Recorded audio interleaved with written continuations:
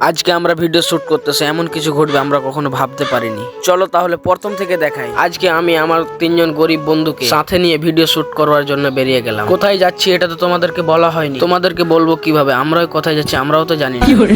তারপরে 10 ঘন্টা সফর করার পর ফাইনালি 4 লাইনে উঠে গেলাম। তারপর আমার বন্ধু বললো আজকে নাকি দীঘাতে ভিডিও শুট করবে।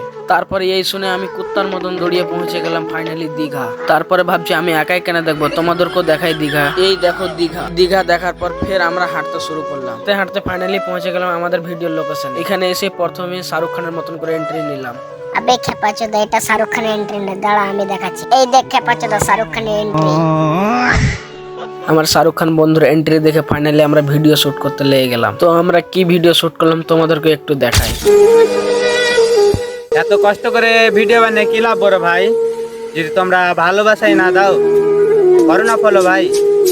তো দেখলে তো আমাদের ভিডিও কেমন। তার কিছুক্ষণ পর আমাদের ভিডিও শুট কমপ্লিট। তারপরে হেঁটে হেঁটে বাড়ির দিকে রওনা দিলাম। আমাদের বাড়ি যেতে অলমোস্ট রাত লেগে গেছে। তো এখানে শেষ করলাম আমাদের mini blog. Tata bye bye.